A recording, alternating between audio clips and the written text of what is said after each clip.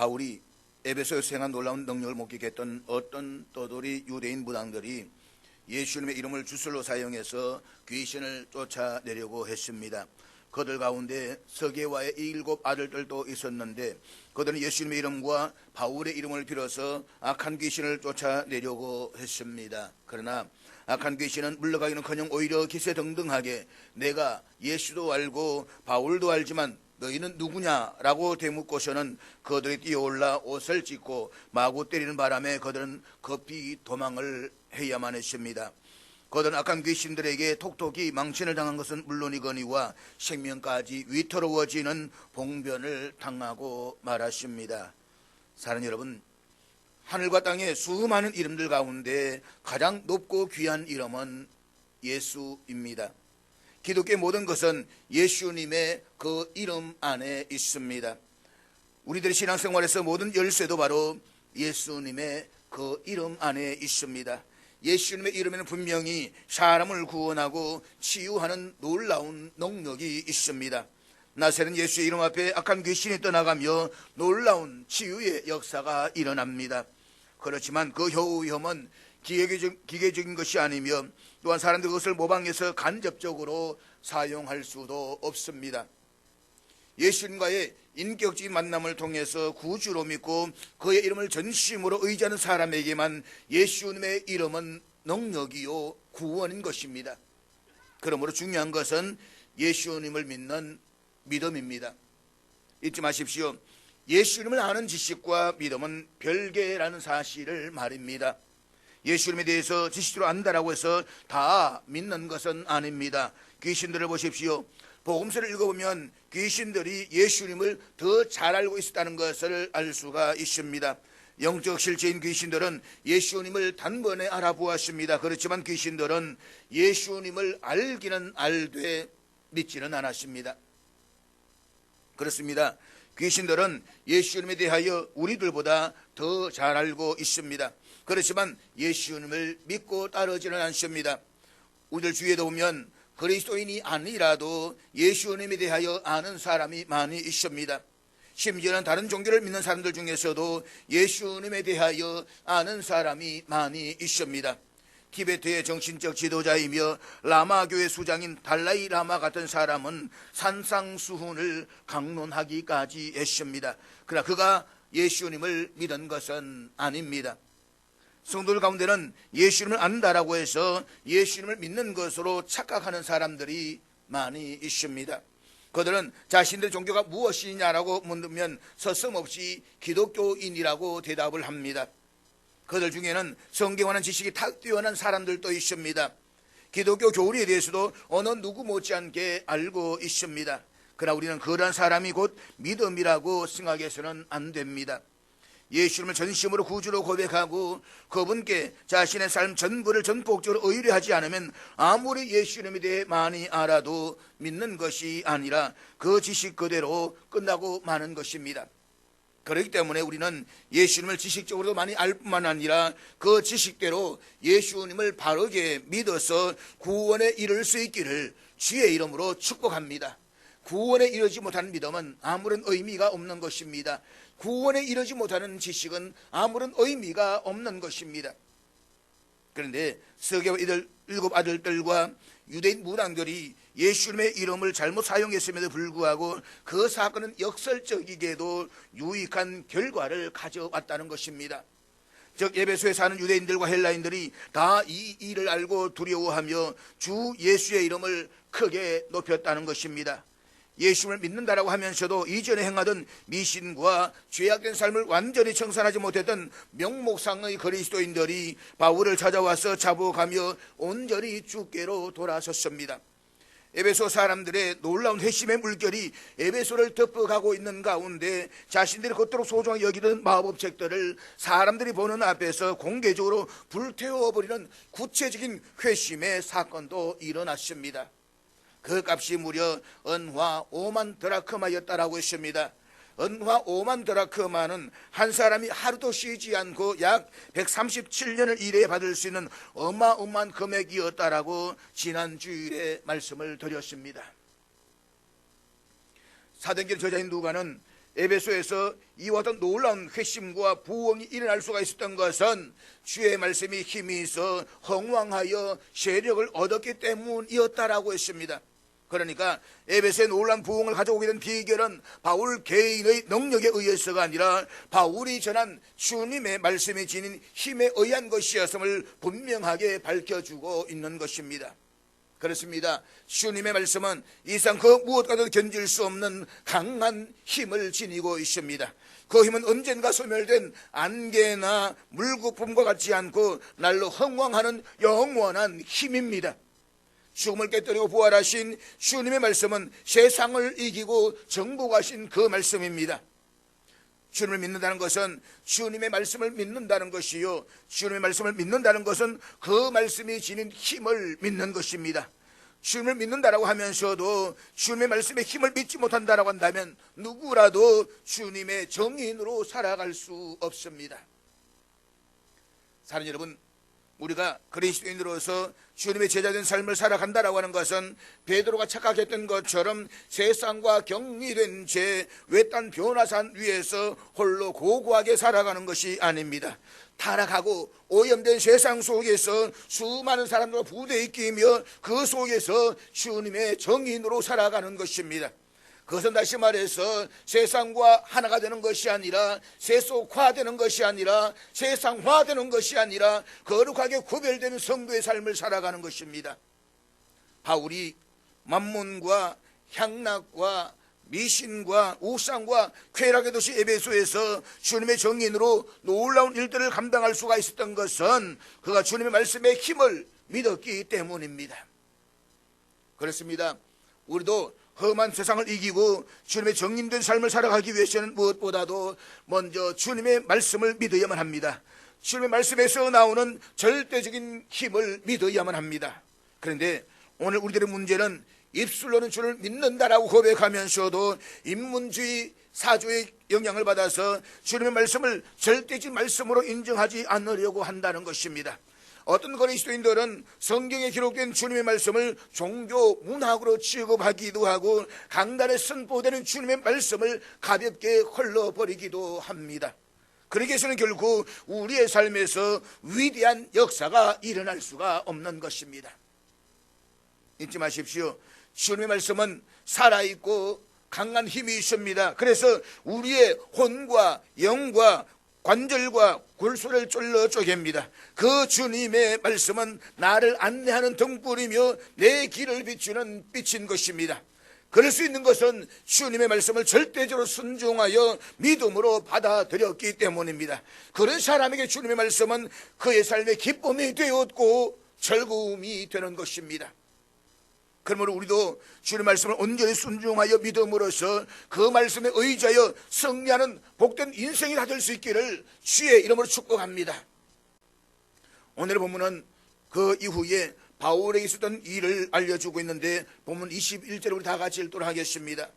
이 일이 있은 후에 바울이 마게도냐와 아가야를 거쳐 예루살렘에 가기로 작정하여 이르되 내가 거기 갔다가 후에 로마도 보아야 하리라 하고, 본문은 지금 에베소에 머물고 있는 바울이 향후 자신의 전도 계획을 밝히고 있는 내용입니다. 이 일이 있은 후에, 여기서 이 일은 바울이 회당을 떠나 두라노 서원에서 복음을 전하는 가운데 서게와 일곱 아들들의 사건으로 에베소에서 일어난 놀라운 회심의 사건을 가리키는 것으로서 연극장에서의 은장색들이 폭동을 일으키기 이전의 일입니다. 특별히 본문에서 바울은 장기간에 걸친 에베소에서 사역을 마무리하면서 먼저 마게도냐와 아가야를 방문할 계획을 갖고 있음을 밝히고 있습니다. 오늘날 발칸 반도의 북부 지역인 마게도냐에는 바울이 제2차 전도 여행 때 세웠던 빌립보 교회와 데살로니가 교회, 그리고 베레아 교회가 있습니다. 그리고 발칸 반도의 남부 지역인 아가야에는 아덴 교회와 고린도 교회가 있었습니다. 제3차 전도 여행을 시작하면서 이제 제3년째 에베소에서 사역을 해오던 바울이 제2차 전도 여행 때에 자신으로부터 복음을 영접한 발칸 반도에 있는 각 지역의 그리스도인들을 다시 찾아가서 그들의 믿음을 북돋아 줘야 되겠다라고 계획을 밝히고 있는 것입니다. 나아가서 바울이 이들 교회들을 방문하고자 했던 것은 기근으로 경제적인 어려움을 겪고 있는 예루살렘 교회를 위해서 헌금을 모금하려는 계획도 가지고 있었습니다. 그리고 그 이후에 바울은 예루살렘에 들러서 이들 교회들부터 모금했던 헌금을 전달하고 로마를 방문하겠다는 그의 소망을 밝히고 있습니다. 그래서 앞에 있는 지도가 바로 그와 같은 현상들을 우리에게 보여주고 있습니다. 바울이 이 과정을 거쳐가지고 전체를 거쳐서 이제 예루살렘에 가겠다라는 계획을 오늘 본문에서 이야기를 하고 있는 것입니다. 로마도 보아야 하리라. 헬라어 원문에서는 바울이 이 선포 속에서 반드시 무엇을 해야만 한다라고 하는 의미의 영어 이 마스터를 뜻하는 대의가 기록되어져 있습니다. 그리고 이 선포 속에는 1인칭 주어도 명기되어져 있습니다. 그러니까 바울이 다른 사람이 아니라 바로 자기 자신이 로마로 갈 것임을 강조하고 있는 것입니다. 따라서 바울이 이 선포를 원문에 보다 가깝게 번역하면 내가 반드시 로마도 보아야만 하리라 라고는 말씀이 되는 것입니다. 이것은 죽기 전에 바울이 로마 관광에 한번 나서겠다는 말이 아니었습니다. 바울이 로마 제국의 심장인 수도 로마를 자신의 남은 생애를 던질 마지막 전도지로 삼았다는 선포였습니다. 모든 길은 로마로 통한다 라는 말이 있습니다. 로마에 가면 로마법을 따르라 라는 말도 있습니다. 이런 말들은 당시에 로마가 얼마나 대단했었는지를 말해주고 있습니다. 당시 로마는 전 세계의 수도였습니다. 로마는 정치의 중심지였고 교통의 허브 역할을 했습니다. 로마에 가면 거의 모든 것을 다 얻을 수가 있었습니다. 정치나 경제의 야망을 가지고 있는 자들에게는 로마는 로망이었습니다. 그런데 바울은 그런 세속적인 야망을 채우기 위해서 로마로 가려고 한 것이 아니었습니다. 바울은 로마가 복음을 전 세계에 퍼뜨리는 데에 거대한 중심지가 될 것임을 알고 있었기 때문입니다. 로마는 많은 이방 종교와 미신이 있었기 때문에 복음화가 꼭 필요한 곳이었습니다. 로마는 사통팔다라는 도로를 가지고 있었기 때문에 로마가 복음화되는 것은 유럽을 복음화하는 일에 아주 효율적인 가치가 있었습니다. 더구나 로마는 다양한 인종들이 모여 사는 도시였으며 당시에 100만여 명의 인구를 가진 도시였기 때문에 복음을 전하는 것은 굉장한 효과가 있었을 것입니다. 한마디로 로마는 당시 로마 제국의 수도로서 유럽 전도의 기지로서의 가장 적합한 곳이었다는 것입니다. 따라서 바울은 에베소를 중심으로 아시아를 복음화시킨 것처럼 로마를 중심으로 유럽을 복음화시키기 위해서 로마로 가고자 했다는 것입니다. 내가 로마도 보아야만 하리라. 이 선포에는 반드시 로마를 방문하고야 말겠다는 바울의 굳은 의지가 드러나고 있습니다. 그리고 이 짧은 선포는 바울의 위대한 로마 전도 비전 선포라고 불리고 있습니다. 한때 교회를 썰어버리려고 집집마다 돌아다니며 남녀를 가리지 않고 끌어내어서 모두 감옥에 쳐넣었던 참으로 포악한 바울이었습니다. 그랬던 바울이 다메섹 도상에서 주님으로부터 일방적인 구원의 은혜를 입은 이후 자기 육신의 편안함을 위해서 안주할 곳을 찾으려고 했던 적은 한 번도 없었습니다. 주님의 부르심을 받은 이후 오늘의 본문에 이르기까지 바울이 마음만 먹었다면 얼마든지 안주할 곳과 기회는 얼마든지 있었습니다. 그렇지만 바울의 관심은 자기 일신의 안일함이 아니라 오직 주님의 정인으로 살아가는 소명의 완수였습니다. 그런 바울이 없기에 세 차례에 걸친 기나긴 전도 여행을 마친 뒤에 로마 제국의 심장이었던 로마를 자기 인생의 마지막 전도지로 삼고 자기 생을 던지겠다는 바울의 이 선포는 깊은 감동과 영적 울림을 우리에게 던져줍니다. 물론 바울이 이후에 선교가 자신의 세웠던 계획대로 다 진행된 것은 아니었습니다. 하지만 바울이 에베소에서의 성공에 만족하지 않고 더욱 원대한 선교 계획을 세웠다라고 하는 것은 참으로 우리가 귀담아 들어야 할 훌륭한 신앙적 자세가 아닐 수 없는 것입니다. 주 64년 7월 18일 로마의 대화제 이후 네로 황제에 의해서 참수형을 당했던 바울의 연대기를 사도행전을 중심으로 복원해보면 바울은 대략 주후 30년이 지나서 주님의 부르심을 받았습니다. 그리고 오늘의 본문에서 로마 전도의 비전을 선포한 것은 주후 54년 내지는 55년의 일로 추측이 되고 있습니다. 주님의 부르심을 받은 이후에 20년이 지나서야 바울이 로마를 향한 전도 비전의 선포가 선언된 것입니다. 주님의 부르심을 받을 때 바울의 나이가 20대였을 것이라고 감안한다라고 한다면 바울이 50대 직전 혹은 50대 진입에서 로마 전도의 비전을 선포한 것이었습니다. 그러니까 바울이 로마 전도의 비전을 청년의 시절이 아니라 50세대 미달하던 그 당시에 평균 연령으로 따지자라고 한다면 노년에 이르러서야 선포했다는 것입니다. 우리말 한국 성경에는 빠져있지만 헬라 원문에는 영으로라는 단어가 기록되어져 있습니다. 즉 주님의 영이신 성령님 안에서 바울의 선포가 이루어졌다는 것입니다. 그 선포의 뿌리가 바울 자신에게 있지 않고 주님께 있다는 말입니다. 다시 말해서 바울이 로마를 향한 전도의 계획을 세울 때에 자기 마음의 생각과 인간적인 결정을 한 것이 아니라 하나님과 깊은 교제 속에서 성령님의 이끄시는 바를 쫓아서 행했다는 사실을 말씀해 주고 있습니다. 따라서 바울의 로마를 향한 전도 계획은 바울의 개인적인 비전이 아니라 주님께서 바울을 통해 궁극적으로 이루고자 하시는 주님의 비전이었다는 것입니다. 주님을 대적하고 교회를 없애려 할지었던 청년 바울은 다메섹 도상에서 주님의 부르심을 받자마자 누구보다 앞장서서 주님을 위해 무엇인가를 하려고 했습니다. 그렇지만 주님께서는 허락하시지 않았습니다. 오히려 젊은 바울은 하여금 할 일 없는 실패자처럼 12년 동안이나 고향 다소에서 집거하게 하셨습니다. 젊은 바울에게 고통스러운 12년은 주님의 손에 의해서 새롭게 빚어지고 다듬어지는 은혜의 기간이었습니다. 그 기간이 끝나자 주님께서는 바나바를 통해서 바울을 수르의 안디옥 교회 목회자로 불러내었습니다.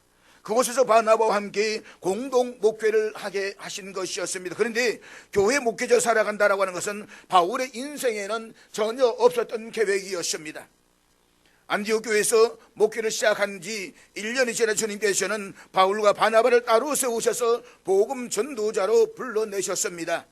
지중해 세계를 누벼다니는 제1차 전도 계획을 시작하게 하신 것입니다. 이 또한 바울의 인생 계획에는 전혀 없었던 일이었습니다. 지중해 세계 각지에 흩어져 있던 유대 교인들의 핍박을 신호로 삼아서 바울의 전도의 여정을 결정하고 이끄신 분도 전적으로 주님이셨습니다. 2차 전도 여행을 다니면서 마가의 문제로 바나바와 갈라진 바울은 구브로섬을 향했던 제1차 전도 여행과는 달리 오늘 튀르키예 대륙의 아시아 지역으로 올라갔습니다. 아시아 지역에서 큰 성을 거두받은 계속해서 그 지역에서 복음을 전하기를 원했습니다. 하지만 어찌된 일인지 성령님께서는 바울의 계획을 가로막으셨습니다. 그러다가 더러워서 마게도냐 사람이 건너와서 우리를 도우라 라는 꿈을 꾼 후에 그것이 주님의 뜻으로 받아들였던 바울은 에게를 건너서 생각지도 않았던 유럽 대륙으로 건너가게 되고 그곳에서 빌립보, 데살로니가, 베레아, 아덴을 거쳐서 고린도에까지 진출했습니다. 앞에서 지도를 볼 수가 있듯이 고린도는 지정학적으로 이오니아해 너머에 로마를 넘보기에 더없이 좋은 항구였습니다. 이 고린도를 지나면 바로 로마로 갈 수 있는 바로 이오니아해가 있었다라고 하는 것입니다. 고린도에서 1년 6개월이나 체류했던 바울의 가슴 속에는 분명히 로마가 깊이 각인되어져 있었을 것입니다. 더구나 브리스길라와 아굴라 부부를 통해서 로마에 대한 이야기를 들으면서 더더구나 로마에 대한 전도의 계획의 마음은 불타고 있었을 것입니다. 로마서 1장 13절에 의하면 그때 바울은 개인적으로 로마 행을 생각한 적이 있었지만 주님의 이끄심이 없었기 때문에 실행에 옮기지는 않았습니다. 그리고 제2차 전도 여행을 끝내고 제3차 전도 여행을 시작해서 다시 에베소를 찾은 바울은 오늘의 본문에 이르러서야 로마 전도의 위대한 비전을 선포합니다. 주님의 부르심을 받던 바울이 로마를 향한 비전을 선포하기까지는 무려 20여년의 세월을 필요로 했던 것입니다. 그때까지 바울이 한 일은 어떤 상황이 주어지든 주님 안에서 매 순간 최선을 다해서 정직하고 성실하게 주어진 삶을 살아가는 것이었습니다. 로마를 하고 싶었지만 허락하지 아니하시니까 그래 불과 자신의 삶 속에서 제게 주어진 모든 삶을 충성되게 감당했던 사람이 바로 바울이었다는 것입니다. 사랑하는 여러분, 그리스도의 인생은 인생이란 모자이크 판에 매일 삶이라는 색종이를 정직하고도 성실하게 붙여가는 것과도 같습니다. 우리는 우리 각자의 인생 모자이크 판에 삶의 색종이로 붙여나가는 모자이크가 어떤 글자를 이루는지는 당장은 알 수가 없습니다. 그러나 부유하든 가난하든 건강하든 병들었든 성공했든 실패했든 상관없이 자신의 인생 모자이크 판에 주어진 삶의 색종이를 최선을 다해서 정직하고 성실하게 붙여나가다 보면 어느 날엔가 모자이크 판을 통해서 주님께서 보여주시는 주님의 비전을 또렷이 읽을 수 있게 될 날이 올 것입니다. 바울은 주님께 자신을 통해서 궁극 이루시려는 주님의 비전을 확인하는 데에 20년의 세월이 걸렸습니다. 그리고 주님의 비전을 위해서 자신의 남은 생애를 기꺼이 던졌습니다. 만약 청년 바울이 다메섹에서 주님의 부르심을 받자마자 로마를 향한 전도의 비전을 세우면서 로마 제국의 심장 수도를 향해서 뛰어갔다라고 한다면 그가 성공한 사업가가 되었었는지는 몰라도 주님 안에서 로마 제국을 새롭게 하시는 주님의 사도가 되지는 못했을 것입니다. 그때의 비전은 주님과 무관한 바울의 개인적인 망상이거나 야망에 지나지 않았을 것이기 때문입니다. 주님에 의한 바울의 로마 전도를 향한 비전은 바울의 예상이나 계획된 대로 진행되지는 않았습니다. 바울은 오늘의 본문에서 마게도냐와 아가야를 거쳐 예루살렘 방문 이후에 반드시 로마로 가야만 할 것이라고 선포했습니다. 이를테면 지금까지 그렇게 해왔던 것처럼, 그리고 이후에 마게도냐와 아가야 그리고 예루살렘을 방문할 때도 그랬던 것처럼 바울은 로마도 응당 자유인의 몸으로 찾아갈 수 있을 것이라고 생각을 했습니다. 로마 방문의 시기와 방법을 자기 뜻대로 결정할 수 있다라고 여긴 것이었습니다. 하지만 자유인으로 예루살렘을 찾아갔던 바울은 유대교인들의 집단 반발로 뜻하지 않게 로마군에 체포되었습니다. 그리고 로마 총독인을 가이사르로 옮겨져서 그곳에서 무려 2년 동안이나 감옥에 갇혀 있어야만 했습니다. 뿐만 아니라 그는 자유인이 아니라 죄수의 신분으로 로마에 압송되어 갔습니다. 그것도 오늘 본문의 로마를 향한 전도의 비전을 선포한 이후 3년이나 지나서였습니다. 바울의 예상이 어긋난 것은 또 하나 있습니다. 로마서 15장 28절에 보면 로마를 향한 전도의 비전을 선포한 바울의 이 원래 계획했던 것은 서버나, 즉 오늘날의 스페인도 포함되어져 있었습니다. 바울이 로마 제국의 수도인 로마를 전국의 전도의 기지로 삼아서 유럽의 끝자락인 스페인까지 자신의 마저 전도 대상지로 삼았다는 것입니다. 그러나 바울은 로마에서 참수형을 당함으로써 그의 스페인 방문 계획은 무산되고 말았습니다. 이처럼 바울의 예상과 주님의 방법은 완전히 달랐습니다.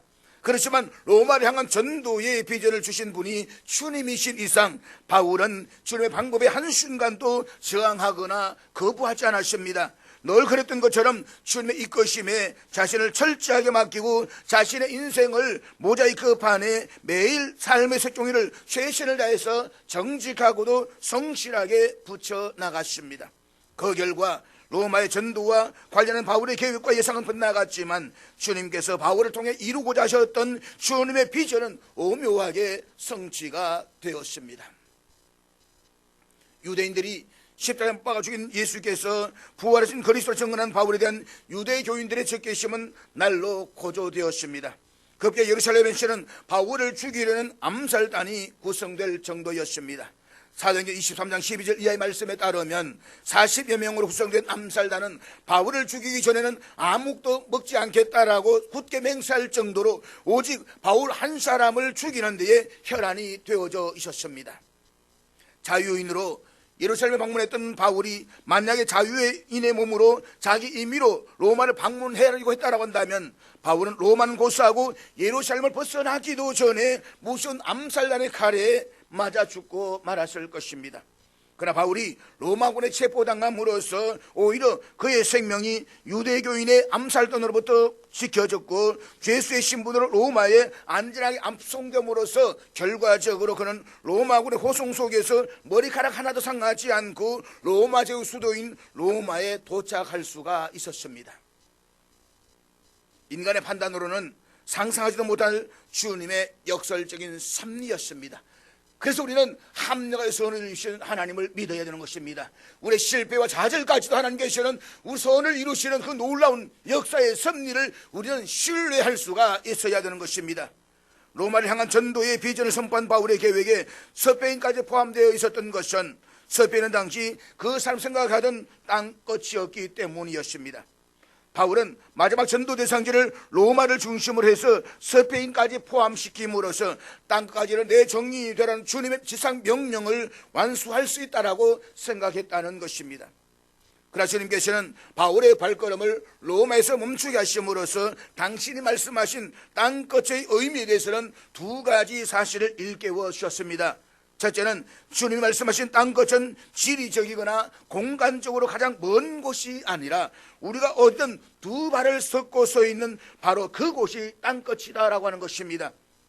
2000년 전 사람들은 지구가 평면으로 펼쳐져 있다라고 했습니다. 네모나서 멀리 가면 떨어져 죽는다라고 생각을 했습니다. 영원히 돌아올 수 없다라고 했습니다. 그래서 먼 바다를 나가면 안 되었습니다. 그래서 유럽의 대륙의 끝자락인 스페인을 그런 땅끝으로 간주했다는 것입니다. 그 스페인을 넘어가면 더 이상 돌아올 수가 없다는 것입니다. 그러나 하나님께서 창조하신 지구는 네모나거나 평평한 것이 아니라 둥겁니다.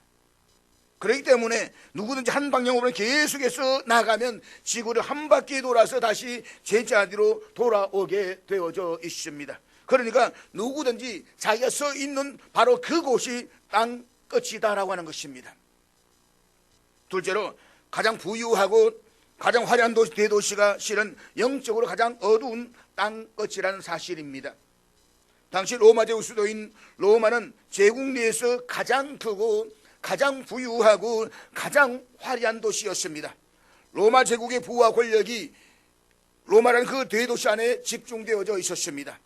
그러나 주님이 보시기에는 그 로마가 세상에서 가장 영적으로 어두운 땅끝이었습니다. 그래서 주님께서는 바울로 하여금 땅끝에서 멈추게 하셨습니다. 그리고 바울을 통해서 로마를 새롭게 하시는 주님의 비전은 주님의 방법으로 주님의 때에 다 성취가 되었습니다. 오늘 많은 한국교회에서는 저마다 비전을 선포합니다. 비전 선포식이라는 이름으로 비전을 각인시킵니다. 그러나 안타까운 것은 비전이라는 말이 너무나도 오용되고 남용되고 있다는 것입니다. 우리 그리스도인들의 비전은 흔히 오해를 하듯이 망상을 의미하지는 않습니다. 그리스도인의 비전은 자신의 인생의 모자이크 판에 삶의 색종이를 최선을 다해서 붙여나가는 정직성과 성실성을 기반으로 합니다. 그렇기에 시간과 공간을 초월해서 언젠가는 반드시 가시적인 열매로 드러나게 되어져 있습니다.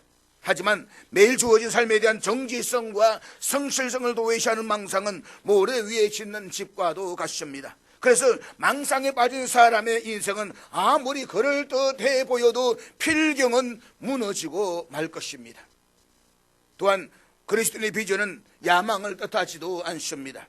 야망은 그것을 실현하기 위한 구체적인 행동을 수반한다는 의미에서 뜬구름을 잡으려는 망상과는 구별될 수가 있습니다. 그리고 야망이 미래지향적인 관점에서 비전과 야망이 동일해 보일 수도 있습니다. 그러나 삶의 정직성과 성실성을 기반으로 하는 그리스도인의 비전은 성취될수록 모든 사람의 유익으로 드러나지만 욕망의 산물로 거짓에 터집 잡는 이 야망은 이루어질수록 자신과 다른 사람을 해칠 뿐인 것입니다. 우리 어떤 경우에도 주님을 믿는 신앙인으로서 망상이나 야망에 빠지지 말아야 할 이유가 바로 여기에 있습니다. 사랑하는 여러분, 솔직히 하루를 더 살아갈수록 우리 자신에 의해서 세워진 비전은 부질없음을 절감하고 있지 않습니까? 우리가 자신에 의해서 기인한 비전은 우리가 비전이라 착각하고 있을 뿐 실은 우리 개인적인 망상과 야망에 지나지 않지 않습니까? 그러므로 중요한 것은 우리의 비전이 아니라 하나님께서 우리 각자의 삶을 통해서 이 시대와 역사 속에서 궁극적으로 이루시기를 원하시는 하나님의 비전인 것입니다.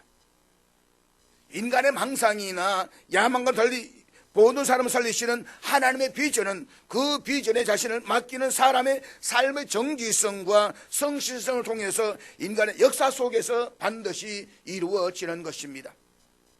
우리 각자를 통해서 이루시려는 하나님의 궁극적인 비전을 알기를 원한다면 우리는 하나님 그분을 우리의 비전으로 삼아야만 합니다. 하나님의 아버지의 마음을 품을 수가 있어야 되는 것입니다. 이 시대를 한 하나님 아버지의 마음을 알 수가 있어야 되는 것입니다. 하나님을 자신의 비전으로 삼는 사람만이 어떤 상황 속에 있어든 매일 자신의 인생의 모자이크판에 최선을 다해서 삶의 색종이를 정직하고도 성실하게 하나하나 붙여나갈 수가 있는 것입니다. 주님께서는 십자가의 처참한 죽음마저 감당하심으로써 당신을 통해 인간을 구원하시려는 성부 하나님의 비전을 온전히 이루셨던 것입니다.